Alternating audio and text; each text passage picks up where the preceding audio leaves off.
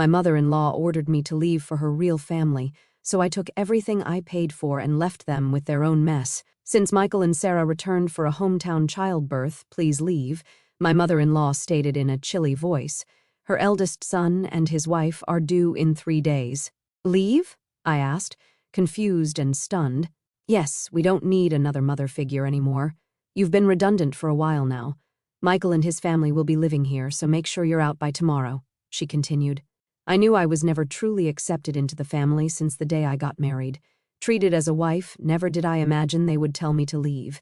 You barren failure, she spat. You were allowed to experience raising a child. Be grateful. We have no obligation to support you anymore. It seems like Simon is tired of you too. Maybe he's getting along well with a new girlfriend by now. Shocked, I gulped down my saliva, contemplating the possibility that my relationship with my husband had grown distant. Could this be a trap? If it's not a conspiracy between my mother-in-law and Michael, then I don't need to stand on ceremony with my husband anymore. Foolish to drive me out, but it was my mother-in-law who ignited this. What happens to this house now is none of my concern. May they face the reality they have ignored squarely. Personally, I'm Anna Thompson, 45 years old, living with my husband and mother-in-law in a popular area close to the station. The access to the city center is superb. When house hunting, my picky husband, recently promoted to a managerial position, insisted on a spacious apartment. The rent was steep, but the space and rooms made it worth the stretch. My husband, Simon, 8 years my senior, a divorcee I met through a friend's introduction, comforted me with the enveloping kindness unique to an older man. We decided to get married after 2 years of dating. Even when I told him about my infertility due to a past illness, his affection did not waver. Likewise, my feelings remained unchanged when I learned of the circumstances he carried. My husband had a son named Michael from his previous marriage. I'm truly sorry to ask you, who have never been married, to live with my parents and son. I won't make you suffer. I'll ensure you're happy, he promised me. To prevent me from feeling suffocated, my husband suggested moving to a spacious apartment where I could have my own room. Michael, turning 10 this year, won't need much care. With my mom around, you don't have to push yourself, he said. After his divorce, my husband received help with childcare from his parents at their home. A few years later, Simon's father passed away in an accident, and it seems his mother took over as Michael's caretaker. From the first meeting, Michael wouldn't even make eye contact with me. I thought it might be his shy nature, approaching a difficult age, so I didn't worry. As long as they accepted me as a member of the household, I was content. My mother-in-law was a quiet and refined person. When I visited to formally introduce myself after our engagement, she treated me with such politeness that I thought we would get along fine living together. I'll continue to prepare the meals as I have been. Simon comes home late, so it's okay if we eat at different times, right, Anna? I'll leave the cleaning and laundry to you, all right? Let's work well together, she said. After getting married, I switched from a full-time employee at the pharmacy to a part-timer due to the division of household chores. I started work a bit later in the morning, so I wouldn't get home until nearly 8 o'clock in the evening. Dinner was always ready when I arrived, making me feel good about living together. My mother-in-law and Michael usually had dinner before I got home, so I was always eating alone. Even after getting married, I sometimes felt a sense of, is this it?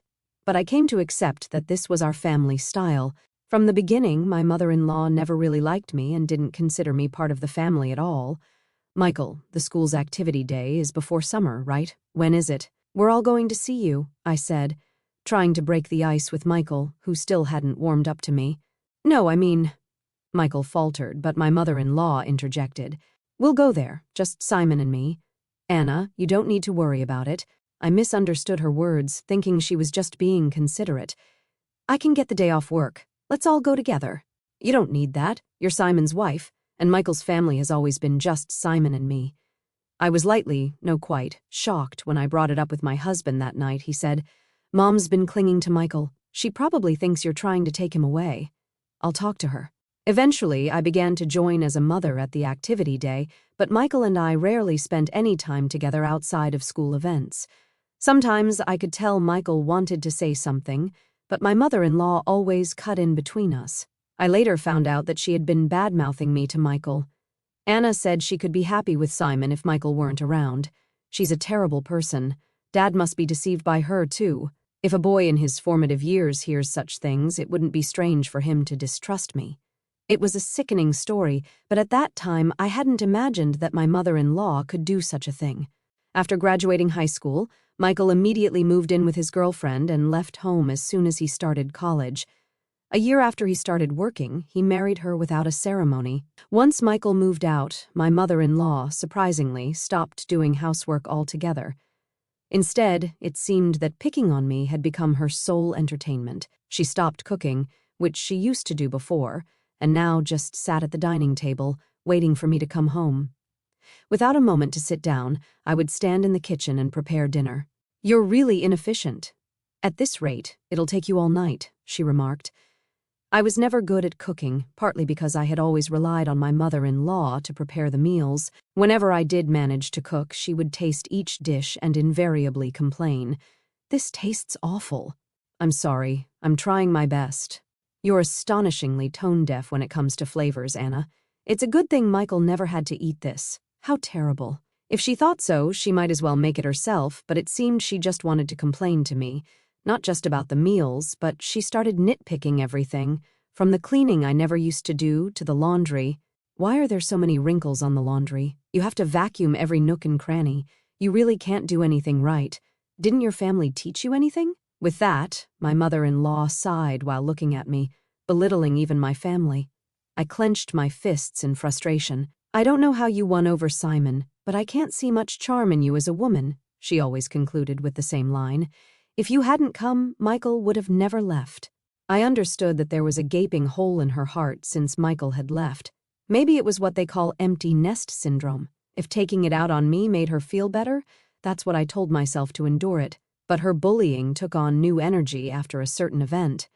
That event was the pregnancy announcement for Michael's wife, Sarah. The joy my mother-in-law exhibited was unlike anything I had seen before. "It's Michael's baby. It's bound to be adorable. He'll be my first grandchild." Watching the two of them rejoice, I was happy too, but my mother-in-law's excitement was beyond normal. Probably because Michael asked her, "Grandma, can Sarah have our baby at your place?" Sarah's family home is an hour away by plane, and since they have no one else to rely on here, they turned to us for help. Of course, my mother-in-law wouldn't dream of turning down Michael's request. The phone calls from Michael started to become frequent, and her excitement went through the roof. The next day after getting the news, she started preparing enthusiastically, from cleaning out Michael's room to preparing the bedding and making a list of baby items.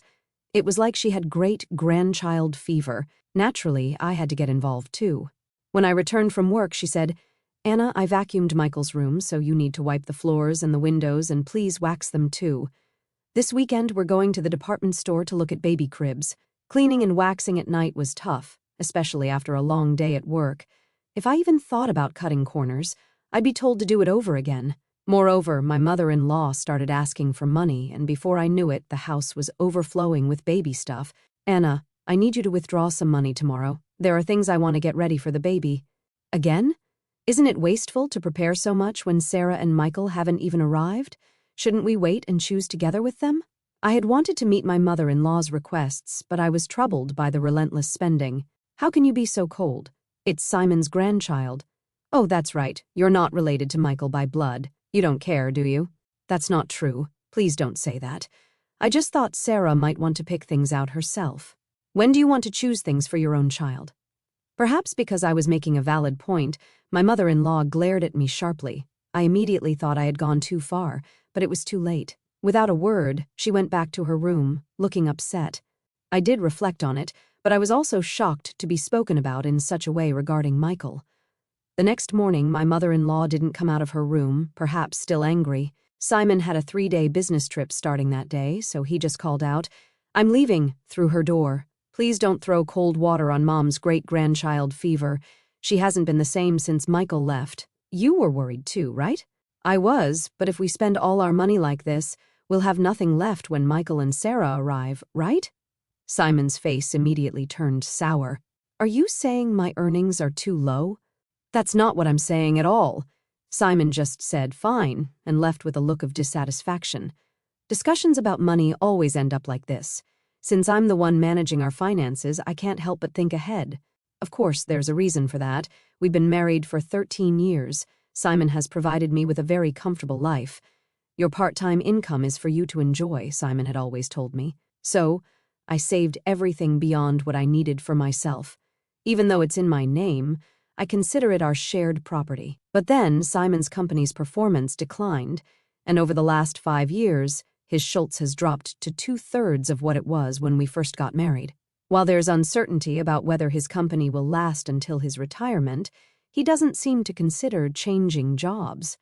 For appearances in front of my mother-in-law, my husband couldn't give up his title as a department head. Now, I'm the one paying the rent, and he covers the living expenses. We've kept this from my mother-in-law to save my husband's face.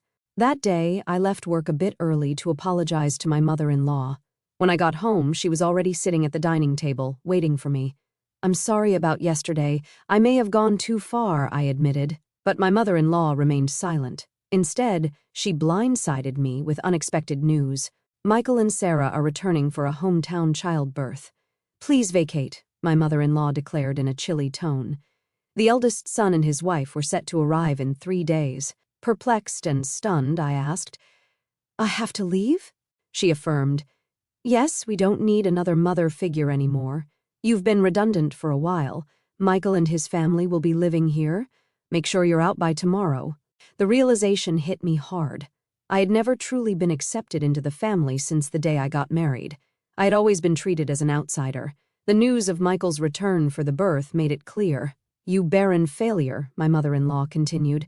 You were allowed to experience raising a child. Be grateful. We have no obligation to support you anymore. It seems like Simon is tired of you too. Maybe he's getting along well with a new girlfriend by now. Shocked, I gulped down my saliva, contemplating the possibility that my relationship with my husband had grown distant. Could this be a trap? I fell into thinking my husband would never. I remembered that up until a year ago, he never had overnight business trips. All right, I'll eat out tonight, I said, grabbing my bag and leaving the house to walk aimlessly. I needed to calm my severely shaken heart. Worried about my husband, I tried calling his cell phone. Despite my mother-in-law's words, I still wanted to talk to him, but he didn't answer no matter how many times I rang. I dialed his office, only to learn that he had taken a couple of days off. My mother-in-law's words began to ring truer. Could he really be on a trip with another woman? Dark thoughts crowded my mind, and I found myself overwhelmed with emotion, tears streaming down my face. Staggering along, I noticed the tavern behind the station, a place we used to frequent when we first moved here. It's still here, I thought as I entered. Welcome. The tavern owner's expression clouded briefly upon seeing me. Then he nodded in recognition. Hey, long time no see. It's been about 8 years. I used to come here a lot with my husband, I said. Yes, it's been a while. I remember you, he replied. I couldn't help but smile, feeling a sense of relief. Can I get a beer and a mixed plate of grilled chicken, please? I asked. The owner, a man of few words as always, nodded. As I sipped the cold beer and savored the grilled chicken, I took out my cell phone, and the screensaver lit up with a photo of us when Michael turned 18, looking sharp in the slim suit we had picked out together. I wished for us to be closer as a family. The beer washed down my throat, taking the day's tension with it. Could I really move out tomorrow? Contemplating the next steps, I searched for moving companies, finding one for the job the next day. I also looked up junk buyers and saved 2 companies in my favorites. Changing the screensaver on my phone seemed to clear my head completely. The beer and grilled chicken tasted exceptional. I decided to think about everything once I got home. Walking away from the tavern, I was called from behind. A young waitress from the tavern was running toward me. Excuse me, are you Mrs. Thompson? I noticed the screensaver on your phone, she said, confirming my identity. She dropped a bombshell. My husband was having an affair with one of their employees. We exchanged contact information, and she promised to keep me informed. My mother-in-law's words appeared to be true. Instead of sadness, a fierce anger welled up within me. It was time to confront this head-on. Booking an appointment with a moving company, I resolved to move out that day. If it wasn't a conspiracy and my mother-in-law and Michael were truly involved, then I no longer needed to honor my husband. Returning home, I packed my belongings until midnight without hesitation. The moving company arrived on time, and I made it clear that I was leaving as requested. They took everything I had bought, erasing every trace of my presence. My mother-in-law panicked, but I was resolute. I'm taking everything I bought. You can start a completely new life tomorrow, I declared, suppressing a laugh. Ignoring her protests, I proceeded to have everything taken out. My mother-in-law complained loudly to the movers, but there was nothing she could do. The only items left in the house were piles of baby gear and her old dresser from before the marriage.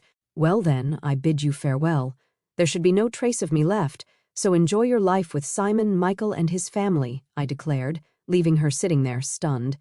Placing the keys on the table, I exited the room. The movers held onto my things for a while, and I decided to stay with a single colleague for some time.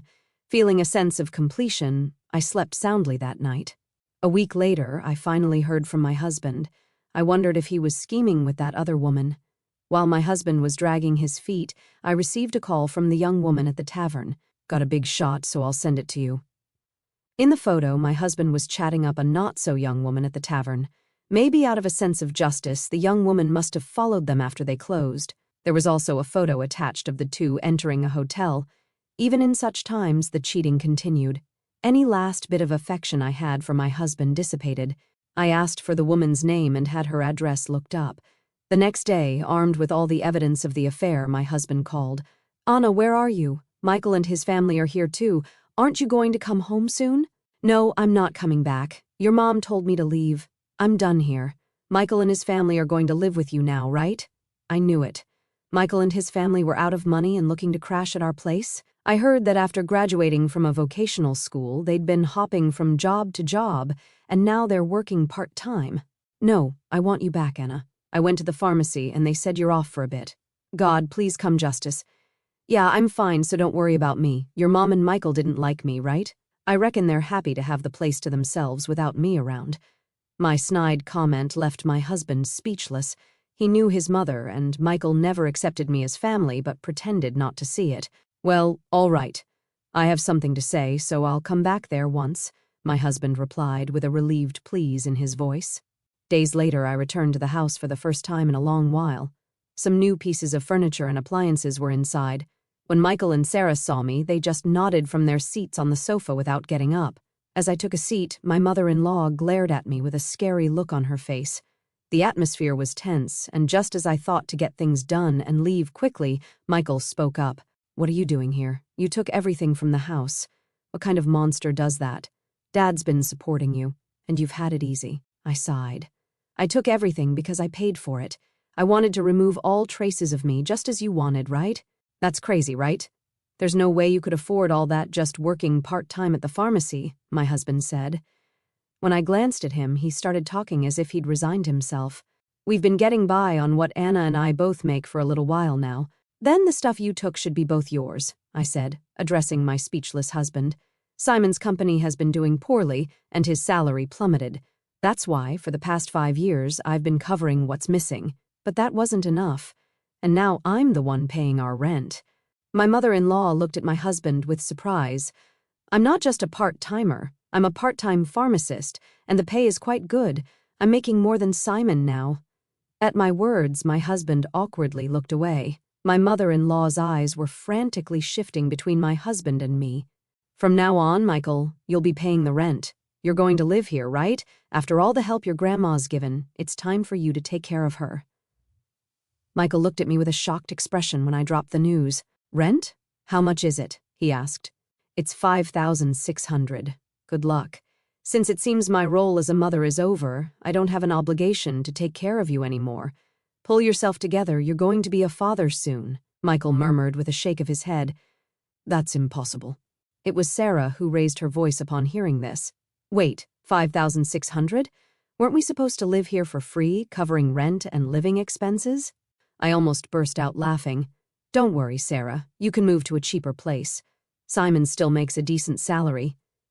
Hearing this, Sarah's face relaxed a bit. "Oh, since I'll be leaving you, Simon, life might still get tough with your mistress, huh?" At that, Sarah finally broke down in tears. It was my husband who panicked. "What? What are you talking about?" Sarah replied, "Oh, your mother told me about the new woman. I guess it's time to end my role as a wife, too. My husband must think there's no evidence. Indeed, it hasn't even been 10 days since I left the house. Wouldn't that hurt Mary if she heard you?" "Well, I'll get in touch about that later." At the mention of Mary's name, my husband jolted, realizing that I knew everything. He held his head in his hands. This was not the atmosphere to write a divorce paper. Well then, I'll be going now. Please talk to me further through a lawyer. Neither my husband, Simon, nor Michael said anything more, staying silent as I grabbed my bag and stood up. My mother-in-law stood up simultaneously, slamming her hands on the table. She yelled with a voice too strong for an elderly woman, "What the hell? It's all your fault! Our home is in shambles!" I was instantly irritated. It was you who told me to leave. It was you who said Simon had another woman, and you interfered with my relationship with Michael. Everything was you. I felt a surge of heat in my chest. I regretted not being more assertive with my relationship with Michael, not holding back because of my mother-in-law. Michael has nothing to do with this. It's time for you to step up, Simon. He's going through a hard time. You should support him as his wife. Take responsibility as a family member. What is she even talking about? If she hadn't called Michael back home, if she hadn't hinted at Simon's affair, I would still happily support Simon in this home. I always believed in and supported Simon. Where are you, Michael? Why are you still up here? It's all her fault. My mother-in-law's lips tightened into a line, and she was trembling. I slipped past the silent mother-in-law and quickly left the room. Afterward, Simon agreed to the divorce rather easily. It seems my determination was strong, and he couldn't counter the evidence of the affair. Shortly after, it seemed like they started the process of moving out of the apartment. In the end, Michael and Sarah went back to their apartment and never lived with my mother-in-law. Simon seems to be considering remarriage, but Mary was furious over the alimony and his request for her to live with his mother. I've heard they're considering whether to place my mother-in-law in a care facility. After all the love she poured into her son and grandson, it's somewhat sad to think they're ready to abandon her now. Perhaps she served her purpose too. If my mother-in-law had said nothing back then and it had just been a simple trip home for childbirth, maybe we would still be living together. After the divorce, Michael sent me an apology letter. He wrote about how, as a child, he really wanted to be more spoiled, how he couldn't talk to me because his grandmother disliked it, and how happy he was when I attended school events. Maybe I should have reached out more. Perhaps then we could have built a different relationship. Even though our relationship has ended, I quietly pray for Michael's happiness in life. I've returned to work as a pharmacist and quickly rented an apartment close to my workplace. I don't feel good about keeping the furniture and appliances I took with me, so I had them all picked up and disposed of by a junk removal service. Life without my mother-in-law's harassment is peaceful and comfortable. For a while, I want to live for my own happiness, not someone else's.